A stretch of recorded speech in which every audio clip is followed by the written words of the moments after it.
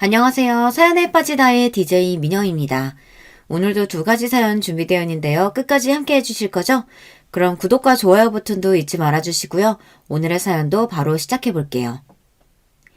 안녕하세요. 저는 서초동에서 부모님과 살고 있는 31세 여자입니다. 저는 어릴 때부터 작가가 되는 꿈을 꾸었어요. 그래서일까요?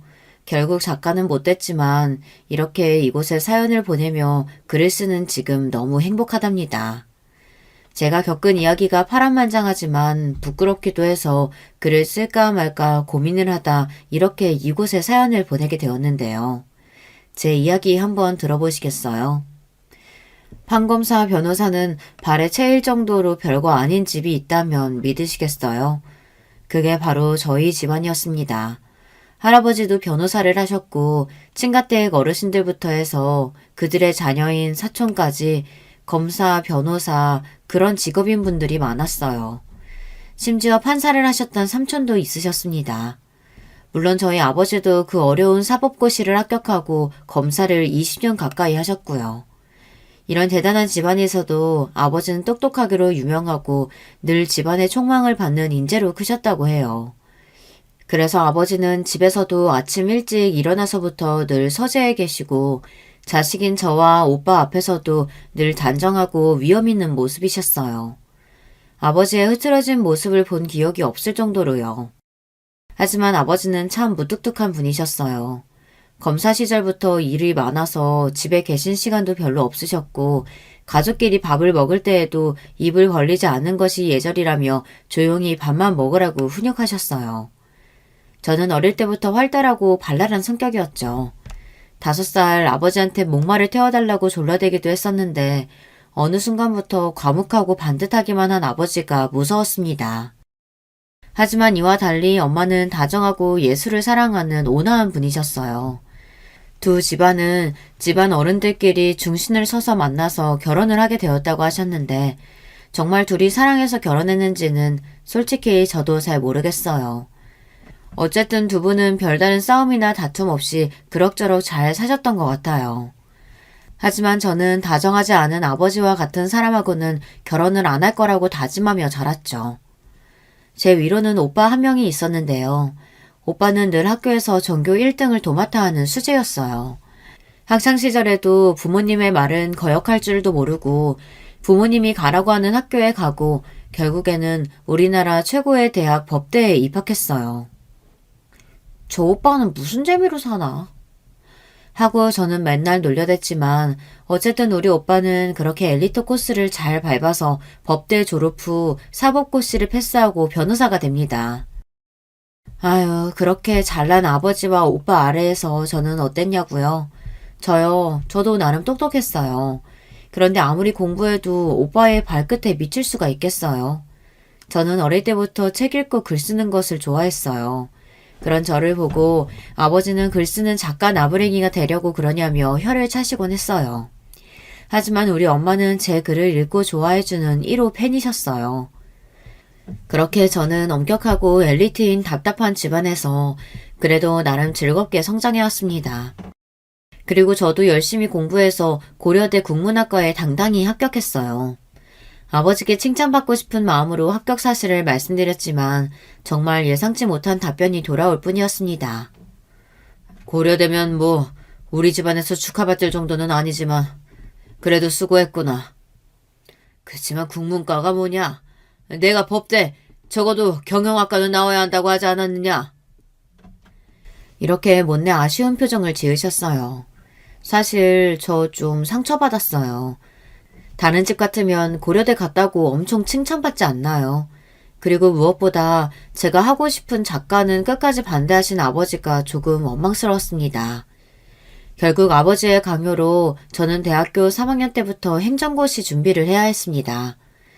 신림동에 있는 고시촌에서 아침 9시부터 밤 9시까지 공부를 하다가 집에 오는 날이 반복되었지만 그런 제 삶에도 한 줄기 빛과 같은 일이 생겼지 뭐예요. 그곳에서 저의 사랑을 만났기 때문이에요.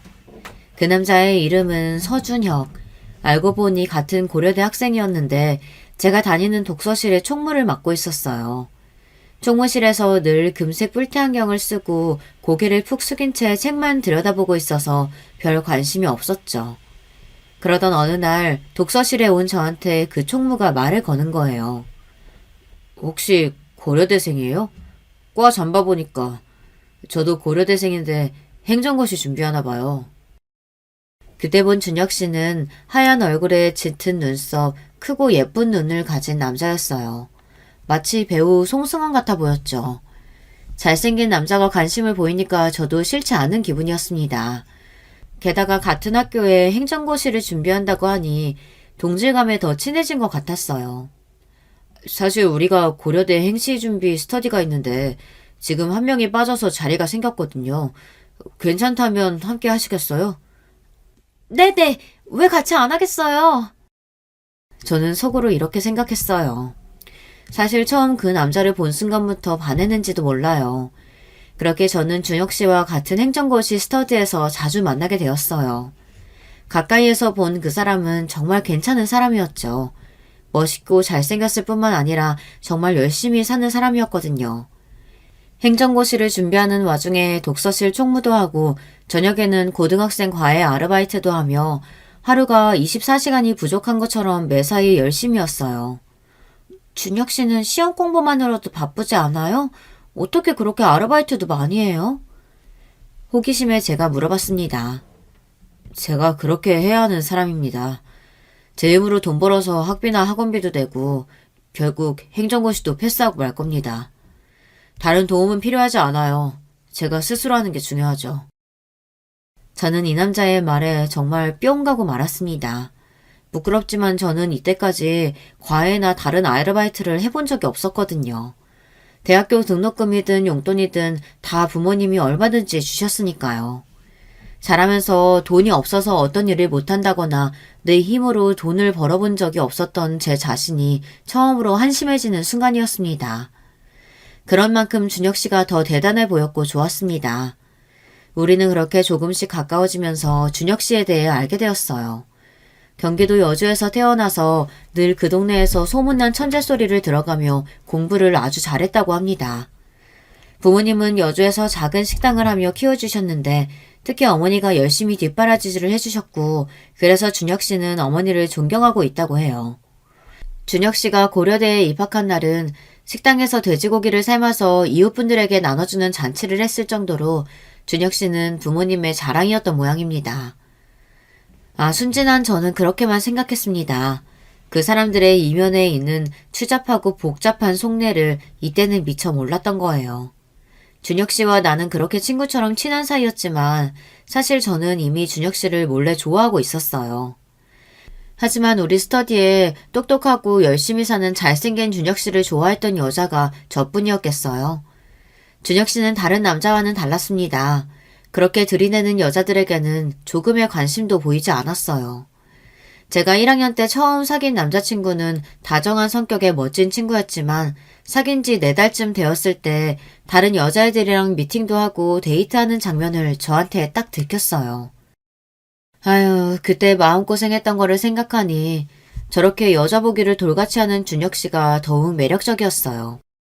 하지만 준혁 씨는 그런 제 마음을 아는지 모르는지 그저 아는 동생처럼 대했을 뿐이에요.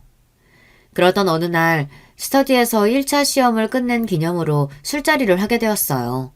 술을 마시는 준혁 씨는 처음 보게 되었는데요. 저는 두근거리며 맥주를 홀짝거리는데 한 친구가 그 자리에서 제 얘기를 하는 거예요. 다들 우리 혜경이가 얼마나 대단한 집 자식인지 알고 있어? 얘네 집안이 이름만 대면 알만한 판검사, 변호사, 죄다 친척이고 가족이래. 얘네 아빠도 검사 출신이셨고 오빠도 지금 변호사라고 했지 아마. 스터디 선후배들은 모두 오호하며 탄성을 질러대며 저를 놀려댔어요. 그래. 나만 미운 오리 새끼야. 다들 잘나셨는데 나만 행정고시 패스도 못하고 이러고 있다고. 마음껏 놀려대라. 그렇게 재미있게 술자리를 마치고 집에 가려고 하는데 갑자기 준혁 씨가 저를 집까지 바래다 주겠다는 거 아니겠어요?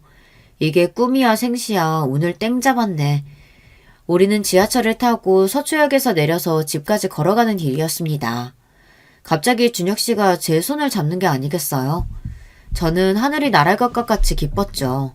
쿵쾅거리는 내 심장 소리가 들킬까봐 조심하면서 집에 다다랐습니다. 오늘 술 기운을 빌려서 너한테 처음 고백하니까 잘 들어. 내가 너 혜경이를 좋아한다. 우리 오빠 동생 말고 더 가깝게 지낼 수 있을까? 응, 나도 사실 오빠 좋아하고 있었어요. 그렇게 그날은 우리가 사귀게 된 첫날이 되었어요. 하지만 우리는 보통의 사귀는 연인들 모습과는 조금 달랐습니다. 준혁 씨는 저에게 고백한 이후에도 전날과 똑같이 대했습니다. 공부하고 아르바이트 하느라 바쁜 준혁 씨는 다른 연인들처럼 같이 영화를 본다던가 산책을 한다던가 그런 시간을 내지 못했죠. 그래도 저는 그런 준혁 씨를 이해하고 불평하지 않았어요. 그렇게 얼마 뒤 행정고시 1차 합격자 발표가 나던 날이었어요. 준혁 씨는 1차에 당당히 합격을 했고 저는 아쉽게도 떨어지고 말았죠. 오빠, 나는 아무래도 안 될 것 같아. 행정고시는 나와 맞지 않는 길인 것 같아요. 하지만 오빠는 잘 될 사람이니까 이제 2차 준비만 열심히 해요. 오빠 학원비랑 밥값 같은 거 내가 도와줄 테니까 오빠는 공부만 열심히 해서 합격하는 거예요? 준혁 씨는 처음에 제 이야기에 당황했지만 이내 감동했다는 표정으로 저에게 고맙고 사랑한다고 말했습니다. 그거 아세요? 이때 저에게 처음으로 사랑한다고 얘기한 거요. 저는 눈 맞은 똥개 마냥 신이 나서 바로 행정고시 준비를 접고 학원 강사 자리를 알아봤습니다. 제가 영어 성적이 좋았기 때문에 별 고민 없이 영어학원 강사에 도전했죠. 하지만 제 생각과 달리 영어를 학생들에게 가르치는 일이 생각만큼 쉽지만은 않았어요. 그리고 늘 밤늦게 자정이 다 돼서야 퇴근하고 집에 들어가는 저를 부모님은 걱정하셨습니다. 게다가 행정고시를 그만두고 학원 강사 일이나 한다니 아버지는 정말 이해가 안 간다는 표정으로 저를 못마땅해 하셨죠. 저를 이해해주지 못하는 아버지가 아쉬웠지만 저는 괜찮았습니다. 제 힘으로 돈을 벌어 준혁 씨를 도와줄 수 있다는 사실이 뿌듯하기만 했어요. 저는 부유하게 자랐지만 주변의 다른 여대생들처럼 꾸미고 사치하는 일에는 별로 관심이 없었어요. 루이비통이나 샤넬 같은 비싼 명품 가방이나 옷은 가끔 엄마나 친척 언니가 줘서 갖게 된 것일 뿐 제 돈으로 산 적은 없었습니다. 엄마가 주시는 용돈 50만 원과 비상용 카드가 있어서 학생인 제가 쓰는 데는 충분했어요. 그래서 학원 강사를 하고 받은 월급 180만 원은 모조리 준혁 씨에게 갖다 줬습니다. 또 함께 식사를 하고 데이트하는 비용은 모두 제가 다 부담해야 했죠. 그런 준혁 씨는 저에게 고맙다는 말은 해도 늘 미안한 기색 없이 당당했어요. 눈에 콩깍지가 제대로 씌었던 저는 그런 준혁 씨가 더 멋있어 보였습니다. 그렇게 저의 지원을 받으며 준혁 씨는 계속 행정고시를 준비했어요. 그리고 저는 행정고시 준비로 휴학을 하느라 다소 늦은 26살의 나이로 대학교를 졸업하게 되었습니다. 저희 집에서는 제가 시집갈 때가 됐다며 결혼 준비나 하라고 채근이셨어요. 저는 사랑하는 남자가 있다고 반항해도 선자리에 나가라고 계속 강요하셨어요. 그러던 어느 토요일 오후 투피스 정장을 입고 엄마 손에 끌려 신라 호텔로 향하게 되었습니다. 저는 그날 아침 준혁 씨에게 너무 미안하지만 부모님 성화에 선자리에 다녀올게 라고 문자를 보냈었어요. 그런데 정말 생각지도 못한 일이 벌어졌어요. 신라 호텔 정문 앞에 준혁 씨가 서 있는 거예요. 그는 저와 엄마를 보자마자 앞으로 달려와서 꾸벅 허리를 굽혀 인사했습니다. 안녕하세요, 어머님. 인사가 늦었습니다. 혜경이 남자친구 서준혁이라고 합니다. 엄마는 놀라서 저와 준혁 씨를 번갈아 보셨어요. 엄마, 준혁 씨가 제 남자친구 맞아요. 그러니까 내가 손 못 보겠다고 말했잖아요. 그런데 오빠는 왜 여기 있는 거야? 준혁 씨는 쑥스럽다는 표정을 지으며 어머님, 초면에 큰 실례인 줄은 알지만 저 혜경이랑 결혼할 겁니다. 혜경이가 다른 남자랑 손을 보는 일을 막아야겠어서 이 자리에 왔습니다. 정말 박력 있지 않나요? 말수가 적고 애정 표현도 별로 없던 준혁 씨는 저를 잃게 될까봐 용기를 내서 이 자리까지 나온 거였어요. 나를 이렇게나 사랑하는구나. 또 한 번 저는 준혁 씨에게 감동하게 됩니다. 그래도 우리 엄마는 참 좋으신 분이었어요. 이 기막힌 상황에서 놀라고 당황하셨을 텐데 저희에게 다음에 보자고 말씀하시고 섬자리에 온 청년에게 잘 설명해서 보내겠다며 호텔 로비로 가셨습니다. 오빠, 나랑 결혼한다고요? 그럼 지금 나한테 청혼하는 거예요? 저는 준혁 씨 팔에 매달리며 수줍게 몰아보았어요. 당연하지. 다른 자식이랑 결혼하려고 했어? 혜경아, 나 시험 꼭 붙을게. 나랑 하는 거다, 결혼? 말이 끝나기 무섭게 준혁 씨의 핸드폰이 울렸어요. 네, 어머니. 여기 일은 잘 끝났어요. 제가 여자친구 데리고 여주 내려갈게요. 준혁 씨는 어머니와 이렇게 통화하고는 그 길로 바로 여주에 내려가서 저는 준혁 씨 부모님을 처음 뵙게 되었습니다. 저는 갑자기 청혼을 받고 또 갑자기 예비 시부모님을 만나게 되니 당황스럽기 그지 없었지만 단호하고 박력 있게 저를 이끄는 준혁 씨에게 홀려서 그가 하자는 대로 따르기만 했어요. 준혁 씨의 집은 여주 시내에 있는 작은 국밥집이었습니다. 동그란 양철 테이블이 4-5개 있고 메뉴판에 돼지국밥, 소머리국밥, 수육 그런 것들이 적혀 있었어요. 식당 안에 남자 손님 2명이 있었는데 가게 안에 들어온 저희를 잠깐 쳐다보더니 이내 국밥에 고개를 받고 우거우거 국밥을 먹고 있었죠. 제가 식구들과 다녔던 깨끗하고 깔끔한 식당들과는 달리 조금 어둡고 알 수 없는 냄새들이 뒤섞인 이 작은 식당에 온 것이 전 처음이었어요. 아, 이곳이 준혁 씨가 자라온 곳이구나. 싫다기보다는 우리가 정말 다른 환경에서 자랐다는 실감이 되는 순간이었어요. 아이고, 이게 누구야? 우리 아들, 이게 얼마만이야? 아까 전화 받고 바로 내려온 거구나? 준혁 씨 어머님은 준혁 씨를 반갑게 맞으시고는 그 옆에 서 있는 저를 위아래로 쭉 살펴보시더니 입을 크게 벌리시며 웃으셨습니다. 아, 아가씨가 우리 준혁이랑 만난다는 좋은 집 딸내미인가 봐요? 어서 와요. 우리 식당이 보기에는 좀 그래도 국밥은 끝내주는데. 어떻게 한 그릇 줄까요? 우리 국밥 먹으러 온 거 아니에요, 엄마.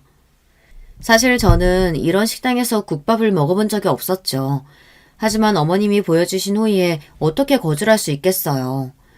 네, 어머님. 너무 맛있는 냄새가 나는걸요? 국밥 한 그릇 주세요. 어머님은 신이 나셔서 금세 국밥 2그릇과 부추무침, 깍두기 등 밑반찬을 몇 개 내어주셨습니다. 저는 처음 먹어보지만 고소한 국밥을 맛있게 먹고 있었어요. 어느새 준혁 씨 아버님과 여동생도 오셔서 같이 둘러앉았어요. 아버지, 어머니, 여기 이 사람은 이혜경이라고 하고요. 행정고시 공부하면서 만난 친구입니다. 그리고 저희 곧 결혼하려고 합니다. 아이고, 반가워요, 아가씨. 그런데 준혁이가 아직 시험을 보고 있는데 어쩌나 모아둔 돈도 없을 테고 너무 이른 거 아닌가 모르겠네. 그때 준혁 씨 어머님은 아버님을 흘겨보며 말씀하셨어요. 결혼이 뭐 꼭 준비돼야 하는 건가? 우리 준혁이가 한다고 하면 하는 거지. 안 그래요, 아가씨? 네, 그럼요. 그리고 준혁 씨가 이번 2차 시험은 합격할 것 같으니까요. 그때까지는 제가 돈 벌어서 지내면 되니 너무 걱정 마세요, 아버님. 아니, 듣자 하니까 집안이 참 돈도 많고 훌륭한 분들이 많으시다면서? 결혼할 때 집도 친정에서 마련해 주시겠지? 그렇게 기대에 차서 말씀하시는 어머님이 못마땅한지 여동생이 한마디 했습니다. 엄마, 원래 그런 거 남자가 해가는 거예요. 처음 만난 오빠 여자친구한테 부담되게 그런 얘기를 하면 어떡해. 어디 기집애가 어른들 말씀하시는데 끼어들어. 여동생에게 고압적으로 말하고 무시하는 준혁 씨 태도에 저는 조금 놀랐어요. 저 얄통머리 없는 게 그렇지 뭐. 어디 하늘 같은 오빠 이래 지가 말을 못했는지. 에휴. 아가씨, 오늘 선 보러 갔다면서? 아니, 우리 준혁이 같은 남자가 어딨다고 그래요? 보다시피 잘생겼지, 똑똑하지, 명문대생에, 어? 어디 가도 이런 남자 못 찾아요. 이제 딱 얘랑 결혼만 해. 알겠지? 아무리 제가 준혁 씨에게 콩깍지가 씌었다고 해도 여동생을 무시하는 거나 아들을 과하게 싸고드는 준혁 씨네 집 분위기가 좀 불편하기는 했습니다. 게다가 준혁 씨 어머님은 오늘 제가 손보러 간 사실을 어떻게 알았던 걸까요? 왠지 찜찜하고 이상했습니다. 아, 이때 저는 눈치를 챘어야 했던 거였어요. 준혁 씨와 그의 어머니가 꾸민 계략을 말이죠. 그렇게 준혁 씨네 가족을 만나고 와서 집에 돌아와 보니 아버지가 현관에서 저를 기다리고 있었습니다. 네 엄마 말이 맞냐? 너 만나고 있는 남자친구가 있다고? 아무리 그렇다고 해도 집안 어른들이 정해준 선자리를 박차고 나가? 네가 생각이 있는 거냐 없는 거냐? 아버지는 잔뜩 화가 나서 저를 혼내셨습니다. 아버지, 미리 말씀드리지 못해서 죄송해요. 그런데 준혁 씨, 저와 만난 지 몇 년 된 남자친구고, 그래서 제가 손보지 않겠다고 말씀드린 거였어요. 그런 건 알고 싶지도 않고, 어디 근본도 알 수 없는 남자를 만나고 다녀? 괜히 이상한 소문 나기 전에 정리해라. 그리고 우리 집안에 걸맞는 남자를 만나야 돼. 아버지, 저 준혁 씨가 오늘 청혼했어요. 그리고 그이의 가족분들께 인사도 드렸고요. 아니, 뭐라고? 이런 일륜지 대사는 여자 쪽 집안 부모의 허락을 먼저 구하는 법도도 모르는 되도 먹지 못한 놈이구나. 너는 격떨어지게 그쪽 집에 먼저 인사를 하고 왔다는 거냐? 아버지의 말씀이 지금 생각해보니 구구절절 이치에 맞는다는 걸 알지만 그때 저는 순진하고 사랑에 눈이 먼 멍청이였죠. 무서운 아버지의 강력한 반대에도 불구하고 준혁 씨와 저는 우리들만의 결혼을 준비하고 있었습니다. 그러다가 그만 화가 머리끝까지 난 아버지는 저에게 집 밖으로 한 걸음도 나가지 말라는 불호령을 내리셨습니다. 오빠, 어쩌면 좋아? 아버지가 이제 집에서 근신하라고 불호령을 내리셨어. 앞으로 오빠 만나지 못할 거야. 혜경아, 지금 바로 집을 나와서 나랑 만나. 할 수 있지? 준혁 씨는 굳은 결심을 한 듯 저에게 집에서의 탈출을 단호하게 얘기했습니다. 저는 그 말을 듣고 주인의 말을 따르는 강아지처럼 아무 생각도 없이 가출을 감행했습니다. 그리고선 준혁 씨를 만났죠. 당장 갈 곳도 잘 곳도 없었던 저를 준혁 씨는 자기네 집 여주로 데려갔습니다. 아무리 그래도 저는 그곳에 가는 게 좋은 생각이 아니라고 준혁 씨를 설득하려 했지만 그는 제 말에 아랑곳하지 않았고 우리는 결국 다시 그 식당에 가게 되었죠. 그 시각이 거의 9시가 다 된 캄캄한 밤이었습니다.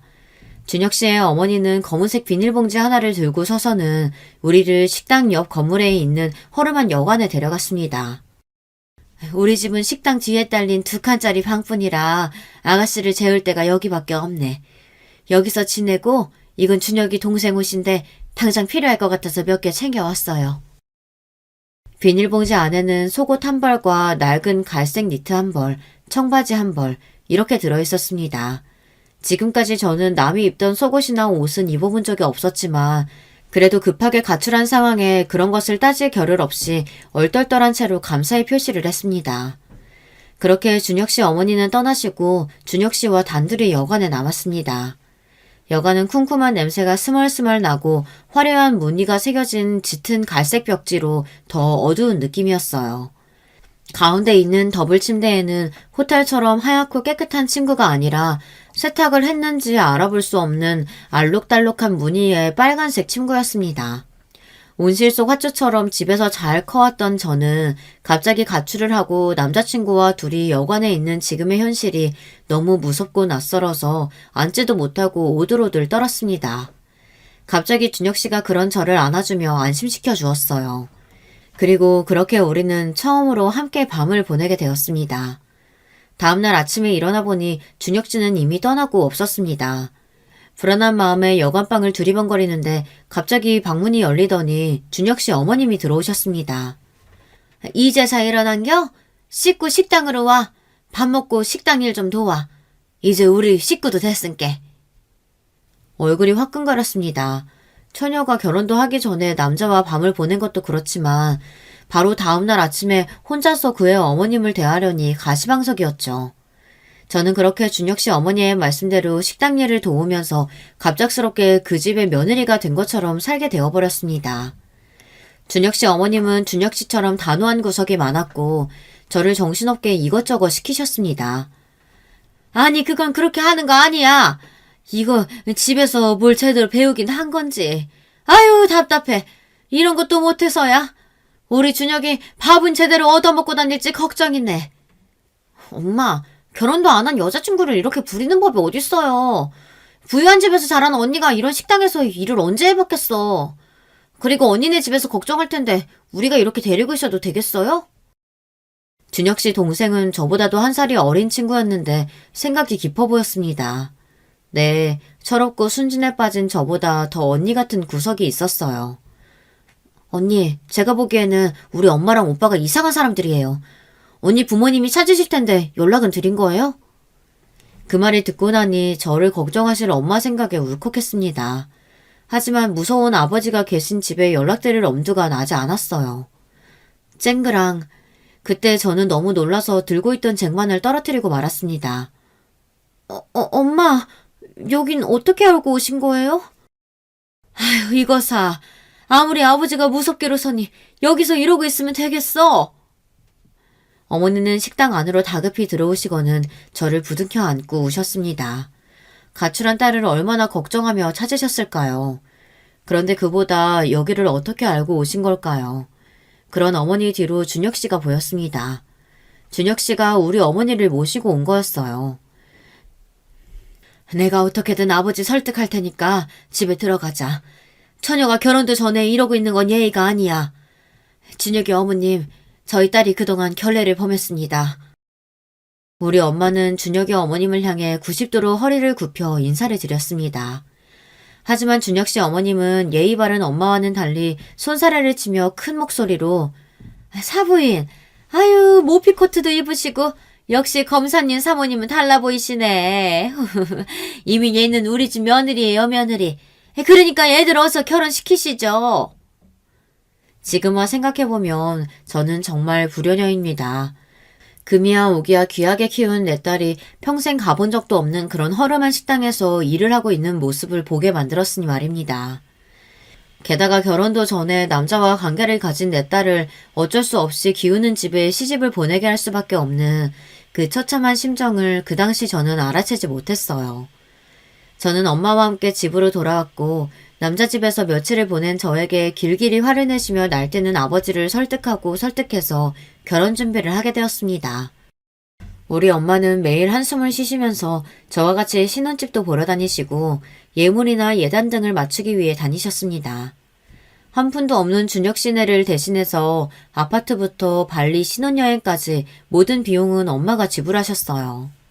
나중에 알고 보니 그날 준혁 씨가 엄마를 식당으로 데려오면서 결혼에 대한 의논을 했던 모양입니다. 그리고 신혼집은 반배동 아파트를 자신의 가족에게 해줘야 할 예단이나 예물 등에 대해서도 꽤나 구체적으로 준혁 씨는 우리 엄마에게 요구했다고 합니다. 정말이지 아무리 봐도 정말 계산적이고 철면피인 남자였던 거예요. 자기네 집 돈은 한 푼도 들이지 않고 어떻게 장모가 되실 분께 그렇게 구체적으로 당당히 요구할 수 있었던 걸까요? 이게 다 저 때문이에요. 이 못날 딸 때문에 엄마는 말도 안 되는 이 요구를 듣고 그저 참고 받아들이셨던 겁니다. 이 생각만 하면 저는 지금도 과거의 제 뺨을 열대고 백대고 후려치고 싶은 심정이에요. 우리 집에서는 수치스러운 결혼식이었으니 친구나 직장, 학교 선후배들은 부를 수도 없었고 가족과 가까운 친척 정도만 모시고 스몰 웨딩을 계획하고 있었어요. 무엇보다 아직도 아버지는 이 결혼을 반대하며 참석하지 않겠다고 버티고 계셨기 때문이에요. 그런데 결혼식 날이 되니 약속과는 달리 준혁 씨네는 친구, 학교 선후배는 물론 그 부모님의 지인 등 60명이 넘는 하객이 왔습니다. 우리 쪽 하객은 13명이 고작이었는데 말이죠.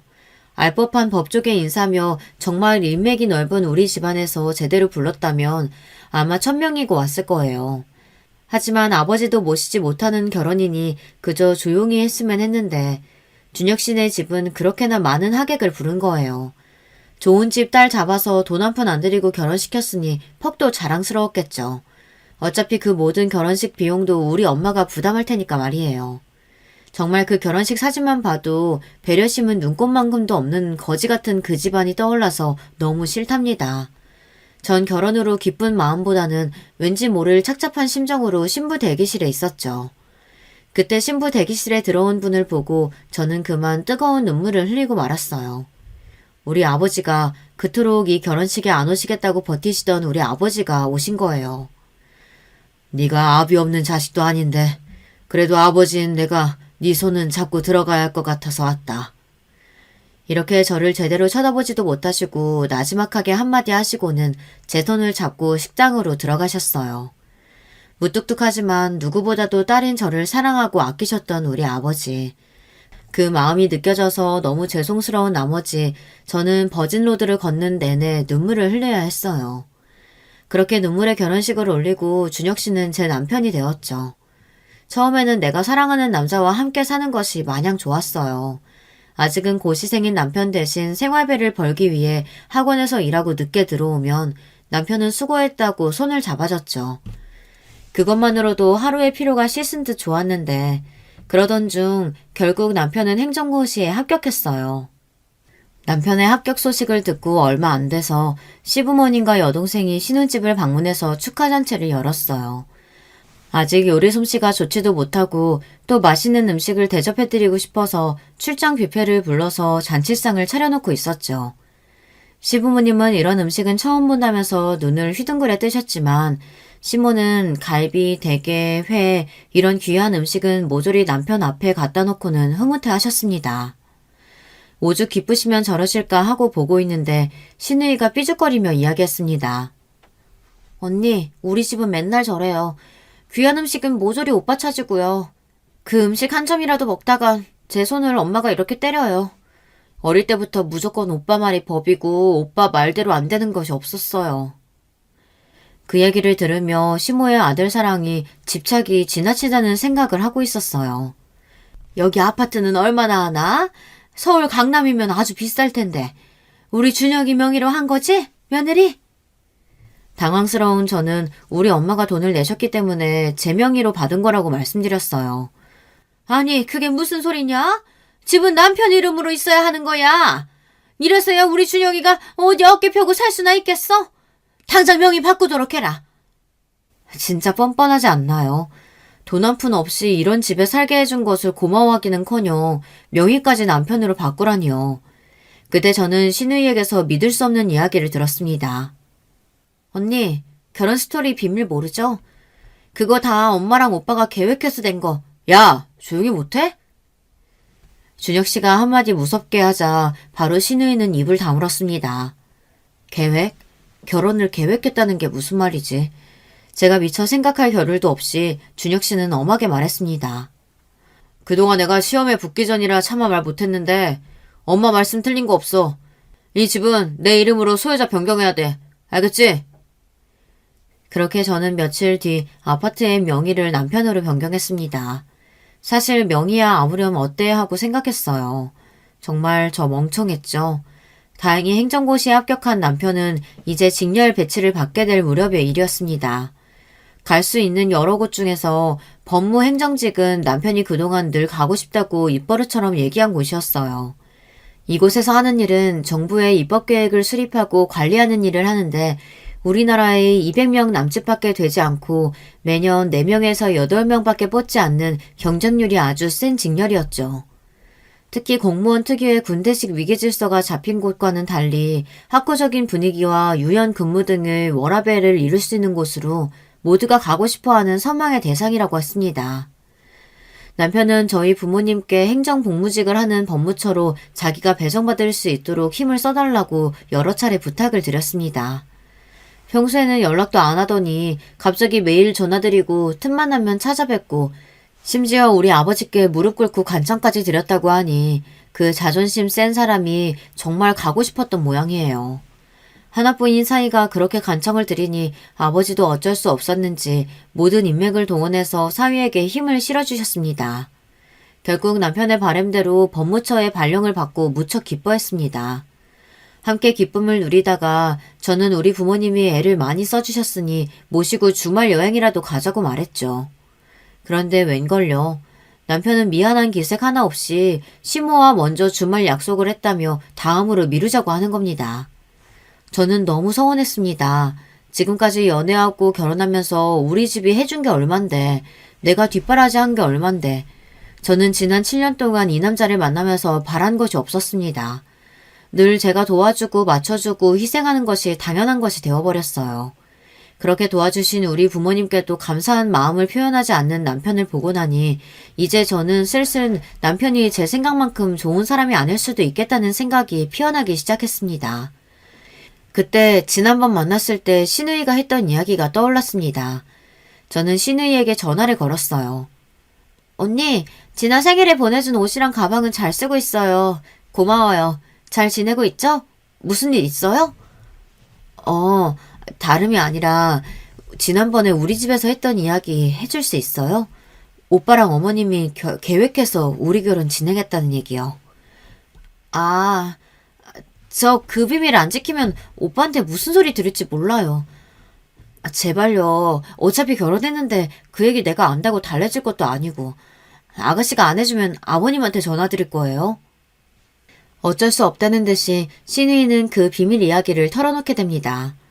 신우이의 얘기를 듣는 내내 저는 가슴에 불덩이가 생긴 듯 화가 올라왔죠.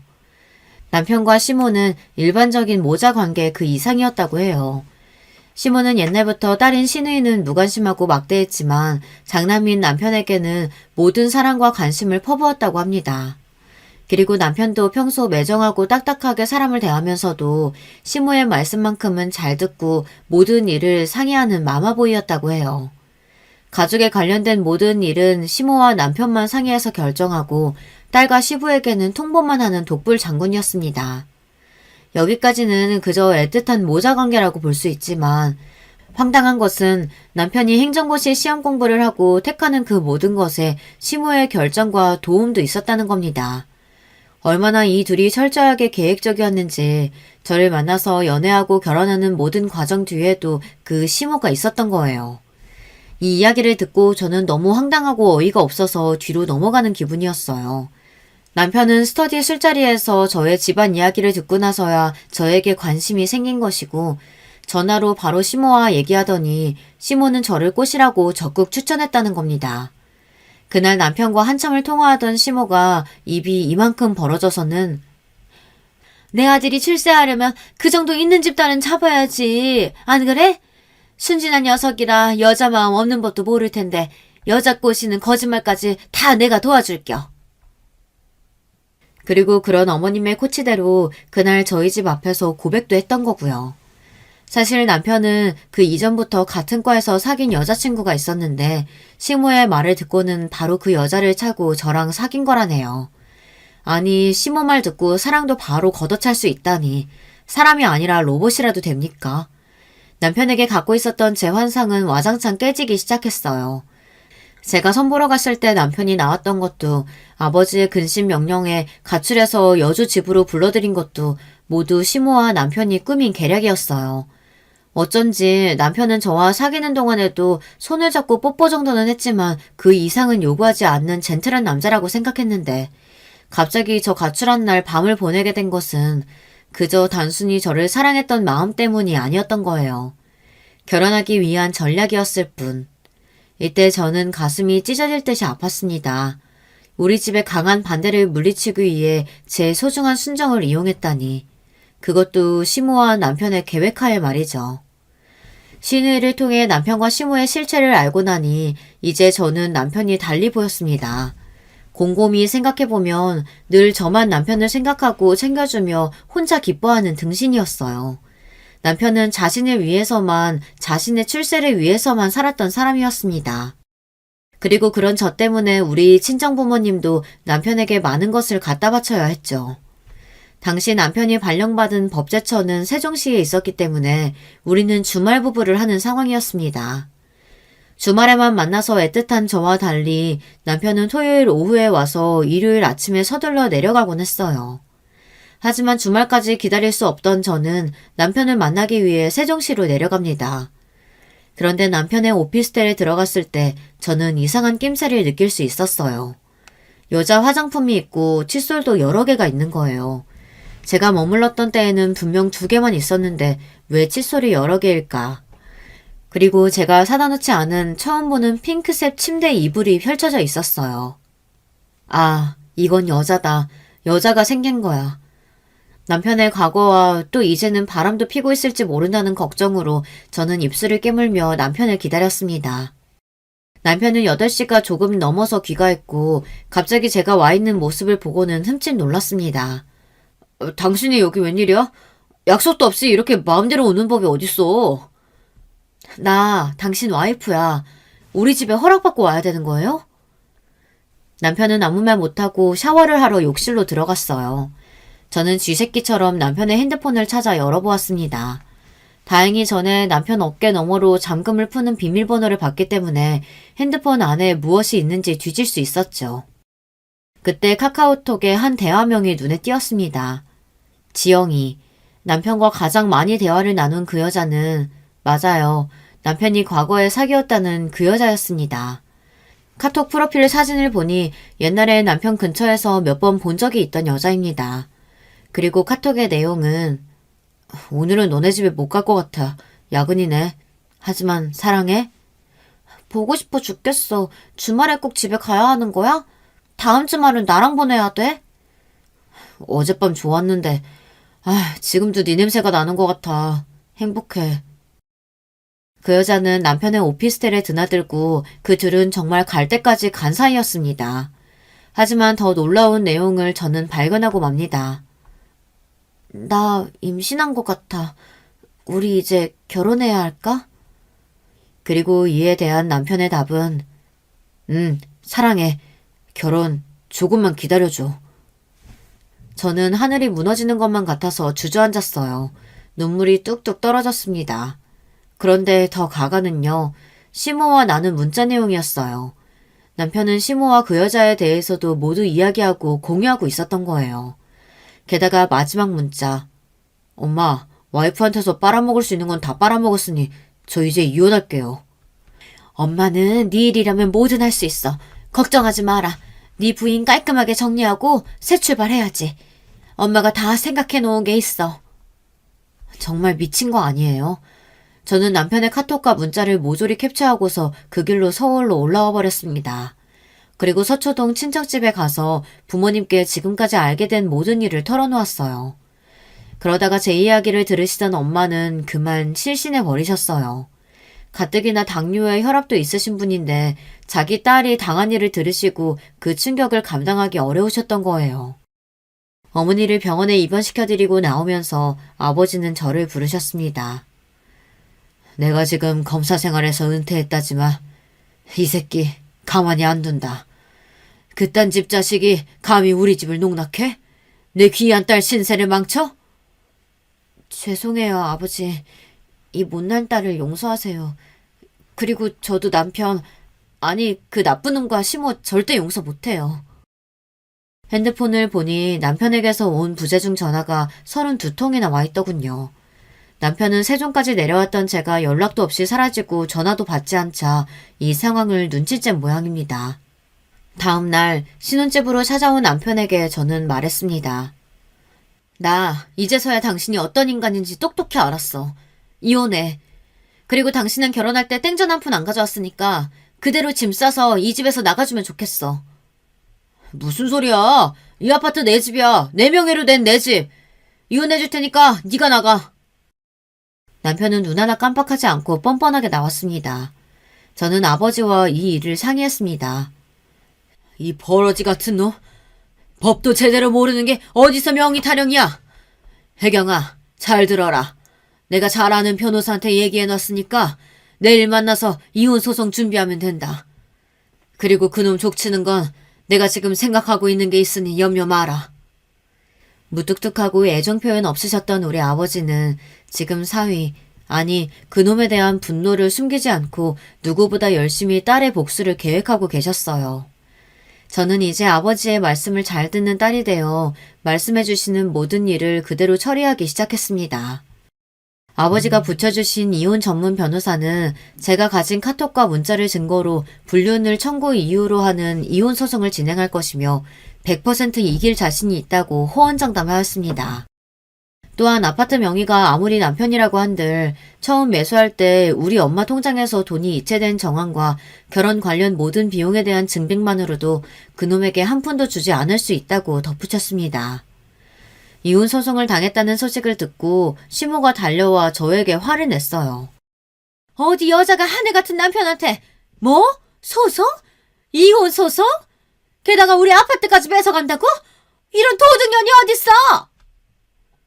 평생 남에게 욕 한 번 제대로 못하고 자란 저도 이 순간은 참지 못하고 어른인 시모에게 대들어댔습니다. 진짜 도둑놈이 누군데요? 그 고시생 시절부터 결혼해서까지 저 한 푼도 당신 아들에게 받은 거 없어요. 선물 하나 제대로 못 받고 내 20대 인생 그리고 우리 친정 돈까지 모두 해먹은 준혁 씨가 그 사람이 도둑놈이죠. 어머님도 그 도둑놈이 바람 피는 것까지 알면서 저랑 이혼시키려고 했다면서요? 이젠 나도 그 사람이랑 안 살아요. 이혼할 거예요. 근데 돈 한 푼 못 받고 나갈 줄 아세요. 너 기어이 우리 잘난 아들한테 상처를 주겠다는 거냐? 준혁이 말로는 간통죄도 몇 년 전에 없어져서 네가 할 수 있는 건 없다는데. 아니요. 어머니, 검사 출신인 우리 친정아버지 말씀에 따르면 이건 복수의 시작에 불과해요. 이 말을 남기고 전화를 먼저 끊어버렸습니다. 정말이지 속이 시원했어요. 그리고 얼마 뒤에 남편과 시모는 친정집에 찾아와서 이제는 손이 발이 되게 빌고 있네요. 당신 이런 모진 여자 아니잖아. 꼭 이렇게까지 해야겠어? 나랑 지영이 당신 아버지 때문에 공무원 파면되게 생겼다고. 게다가 나도 모자라서 지영이까지 상간자 소송 거는 건 너무하지 않아? 지영이는 내가 결혼했던 것도 몰랐던 애라고. 업보야, 업보. 그 여자가 몰랐다고 한들 당신 같은 남자랑 결혼까지 해서 신세 망치는 것보다 낫지 않겠어? 얘야 며느라기야. 내가 정말 다 잘못했다. 내가 어떻게 하면 우리 아들 용서해주겠니? 우리 준혁이 앞으로 창창한 공직생활에 흠집나면 안 된다. 내가 어떻게 키운 아들인데 그것만은 절대 안 돼. 그때 저희 아버지가 이들 앞에 나섰습니다. 지금 두 사람 여기가 어디라고 찾아와서 이러는 게요. 호환무치 아무리 천한 집에 배운 데 없기로 서니. 선언어른 이러는 법은 없습니다. 남의 아들 신세 망칠 일 있어요? 당신 그 천한 아들 때문에 신세 망친 내 귀한 딸 앞에서 무슨 소리? 내 검사 생활 걸고 얘기하지. 당신 아들과 또 그 여자 둘은 국가공무원법상 품위 유지를 어겼어. 내가 별로 손 쓰지 않아도 파면될 게 분명하다고. 그뿐인 줄 알아? 상간자 손해배상 소송으로 앞으로 거액의 손해배상금도 내 딸한테 줘야 할 거야. 그깟 돈 우리 집에는 아무것도 아니지만 당신 그 거지 같은 집안에는 꽤나 큰 타격이 되겠지. 또 한 번 내 딸과 우리 집 앞에 얼씬거리면 그때는 경찰에 연행되는 줄 알아. 알아듣겠나? 전 남편과 시모는 아무 말도 하지 못하고 그대로 나가서 다시는 얼굴을 보지 못했습니다. 간혹 전 남편이 전화나 문자를 했지만 저는 핸드폰 번호를 바꾸고 방배동 신혼집도 처분하여 그 남자를 조금도 볼 여지를 조금도 남기지 않았어요. 저는 그렇게 이혼녀가 되었어요. 꽃다운 20대를 몽땅 마음도 몸도 돈까지 출세에 눈이 먼 모자에게 어이없이 모두 털렸습니다. 저는 지금 큰 불효를 한 부모님께 사죄하는 마음으로 말씀을 잘 듣고 살고 있어요. 옛말에 어른들 말씀 들으면 자다가도 떡이 생긴다고 하죠. 그리고 불효는 사람이 저지르는 최고의 잘못이라고도 하고요. 당시 부모님이 전 남편을 반대했을 때 그 말을 따랐더라면, 조금 더 주변 말을 듣고 신중했더라면 너무너무 후회가 됩니다. 철없던 저는 결국 처절하게 그들을 겪고 나서야 인생을 배우게 되었어요. 앞으로는 신중하게 살고 부모님이나 주변 분들과 중요한 일을 상의하면서 잘 살아보겠습니다. 그리고 이 일을 계기로 아버지가 저를 얼마나 사랑하시는지 느끼고 이제 딸로를 잘하면서 두 분 모시고 살려고 합니다. 지금까지 제 사연 들어주셔서 감사합니다. 여러분, 두 번째 사연 시작하기 전에 좋아요, 구독 꼭 눌러주실 거죠? 그럼 두 번째 사연 바로 시작합니다. 안녕하세요. 저는 서울 광진구에 거주하는 사연에 빠지다 애청자 40대 여성입니다. 소개해 주시는 사연들을 듣다 보면 세상에 어떻게 이런 일들이 다 있을까 하고 생각한 적 많았는데요. 제 시누이에게도 평생 잊지 못할 기가 막힌 사연이 생겨 얘기해 볼까 합니다. 저와 시누이는 매우 친하고 가까운 사이예요. 그도 그럴 것이 우리는 중학교 때부터 같은 동네에 자라고 살아왔거든요. 시누이는 제게 정신적 지주라고 말할 수 있을 정도로 제 인생에 많은 영향을 미쳤습니다. 그 이유 중 하나가 제가 소꿉친구였던 시누이 미란이의 오빠와 결혼을 했기 때문이에요. 제가 미란이와 친해지고 미란이 오빠와 결혼하게 된 얘기를 잠시 들려드리자면요. 사실 미란이와는 한 동네에 살아서 얼굴은 익숙했지만 친하진 않았어요. 미란이와 친해진 계기는 중학교 1학년 때 같은 반이 되고 나서부터인데요. 미란이는 전교 1등을 놓치지 않을 정도로 공부를 굉장히 잘했습니다. 한 동네 살고 있던 미란이가 제가 다니던 중학교 전교 1등이라는 사실을 저희 엄마가 알게 되시고는 그때부터 미란이 엄마와 친하게 지내시더라고요. 그리고 제게도 미란이와 친하게 지내라고 하셨습니다. 수연아, 너도 공부 잘하려면 공부 잘하는 친구랑 가까워져야 돼. 엄마가 미란이 엄마랑 친하게 지내는 것처럼 너도 미란이랑 친해져. 저는 엄마의 말씀을 듣고 미란이와 친해지기 위해 먼저 다가갔어요. 사실 미란이는 공부만 잘한 게 아니라 성격도 좋고 운동도 잘해서 친구들에게 인기가 많았는데요. 제가 미란이와 친해지기 위해 말을 걸었을 때도 미란이는 제게 다정다감하게 대해줬습니다. 미란아, 학교 끝나고 뭐해? 나랑 같이 떡볶이 먹으러 갈래? 그래, 좋아. 나 떡볶이 무지 좋아하는데 잘 됐다. 떡볶이 먹고 집에 가서 공부할 건데 우리 집에 같이 갈래, 수연아? 저는 처음 미란이와 얘기해보는 거라 어색해서 떡볶이만 먹고 미란이와 헤어지려고 했는데 저보고 같이 집에 가서 공부를 하자고 하더라고요. 이참에 미란이 집에 가서 미란이가 어떻게 공부하는지도 볼 수 있고 좀 더 친해질 수 있는 계기가 될 수 있을 것 같아 알았다고 했습니다. 미란이 집에 가서 공부를 하고 있었는데 밖에서 누군가 들어오는 소리가 들렸습니다. 미란이는 첫째 오빠가 왔다며 저에게 소개시켜줬는데 그 순간 얼어버렸습니다. 미란이 첫째 오빠가 너무 잘생겨서 떨리더라고요. 우리 첫째 오빠야. 이름은 김미섭이고 오빠들 중에 나랑 제일 친해. 저는 미섭 오빠를 보고 떨리는 마음에 인사를 제대로 할 수 없었습니다. 안녕하세요, 오빠. 저 미란이 친구 이수연이라고 해요. 만나서 반가워요. 그런 저의 모습을 보고 귀여웠는지 미섭 오빠가 제 머리를 쓰다듬으며 인사해줬습니다. 안녕 수연아, 네가 우리 미란이 친구구나. 앞으로 자주 보자. 저는 그날을 계기로 미섭 오빠를 보기 위해 미란이 집에 자주 놀러갔어요. 그러다가 가끔 미란이 부모님도 만나뵙게 됐는데 참 좋은 분들이더라고요. 미란이 부모님은 두 분 다 고등학교 선생님이었는데 점잖으시고 가끔은 저희 공부를 함께 봐주시기도 했습니다. 저희 엄마 말씀대로 공부 잘하는 친구와 친하게 지내다 보니 저도 덩달아 공부를 잘하게 됐어요. 처음엔 미섭 오빠를 만나기 위해 미란이를 따라 집에 자주 놀러갔는데 같이 공부를 하다 보니 자연스레 제 성적도 함께 올라갔습니다. 어느 날 엄마가 배추 겉절이와 돼지고기를 싸주시며 미란이 집에 가져다 주라고 하시더라고요. 저는 미섭 오빠를 만날 수 있다는 생각에 설레는 마음으로 미란이 집으로 갔습니다. 주말이라 그런지 그날따라 미란이 가족들이 모두 모여서 분위기가 화기애애했는데요. 미란이 어머님은 저를 반갑게 맞이해 주셨고 안 그래도 좋은 소식이 있는 날에 제가 찾아와줘서 고맙다고 하셨습니다. 수연이 어머님께서 이렇게 맛있는 음식을 다 싸주시고 너무 감사하네. 어머님께 정말 감사드린다고 전해주렴. 안 그래도 우리 미섭이가 오늘 대학에 합격해서 가족들이 모두 축하해주던 찰나였는데 수연이도 함께 축하해줄래? 당시 미섭 오빠는 고3이었고 대학 수학능력 시험을 잘 봐서 서울대 법대에 합격했습니다. 미란이도 전교 1등인데 미섭 오빠까지 그렇게 공부를 잘하는 줄은 몰랐는데요. 미섭 오빠, 정말 축하드려요. 서울대 법학과 학생이라니 정말 멋있는 것 같아요. 저의 감탄스러운 말에 미섭 오빠는 미소를 보이며 귀엽다는 듯 머리를 쓰다듬어줬습니다. 수연아, 축하해줘서 고마워. 그런데 우리 수연이 앞으로 자주 못 볼 것 같아서 서운하기도 하네. 저는 처음에 앞으로 자주 못 본다는 말이 무슨 말인가 싶었어요. 저희 본가는 대구에 있었고 미섭 오빠는 이제 대학교에 가기 위해 서울로 이사를 가야 했습니다. 미섭 오빠를 이제는 자주 못 본다는 생각에 너무 슬프더라고요. 제가 많이 아쉬워하는 표정을 짓자 미섭 오빠는 제게 괜찮다는 듯이 위로해줬습니다. 수연아, 너도 미란이랑 열심히 공부해서 서울대 입학해. 그래서 나중에 서울에서 자주 만나자.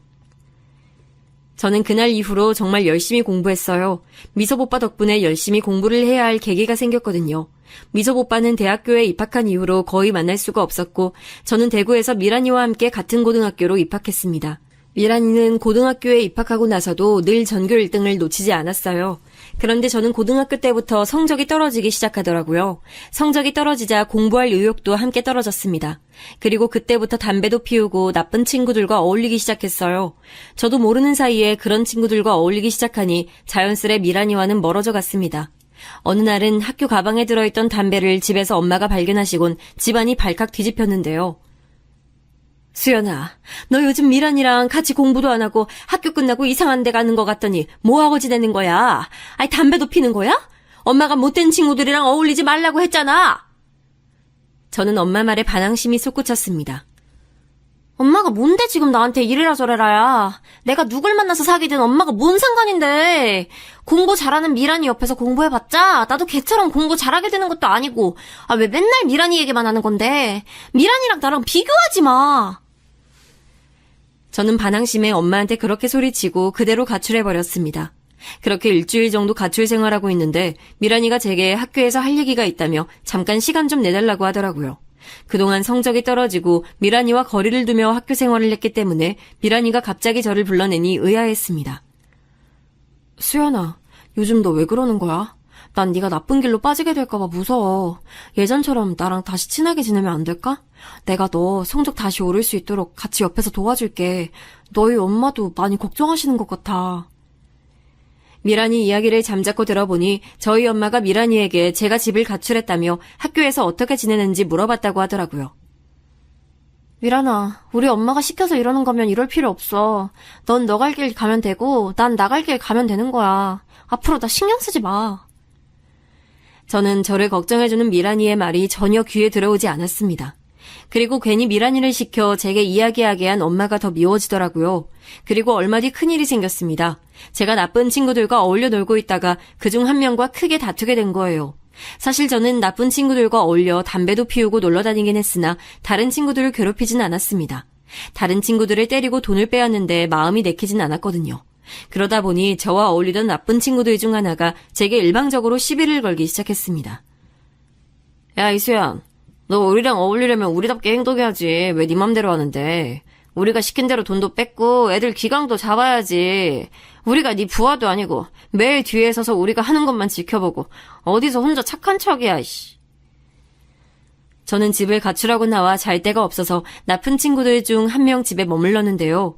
어느 날 그 친구가 제 행동이 못마땅했는지 제게 시비를 걸더라고요. 저는 대꾸할 말이 떠오르지 않아 그 친구의 말을 듣고 있었는데 갑자기 자기 말을 무시했다며 제 귀싸대기를 때렸습니다. 이 모든 일들은 학교에서 일어났고 저와 같은 반이었던 미란이도 그 모습을 목격했어요.